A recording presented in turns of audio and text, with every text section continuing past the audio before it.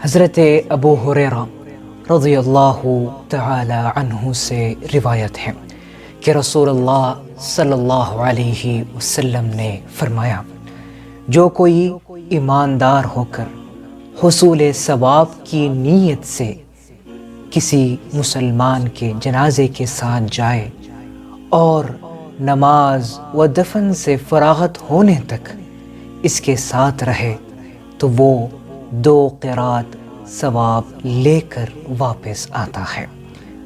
ہر قرات احد پہاڑ کے برابر ہے، اور جو شخص جنازہ پڑھ کر دفن سے پہلے لوٹ آئے تو وہ 1 قرات ثواب لے کر لوٹتا ہے۔ آخرت کے لحاظ سے 1 قرات احد پہاڑ کے برابر ہوگا، البتہ دنیا میں 1 قرات 12 درہم کے برابر ہوتا ہے۔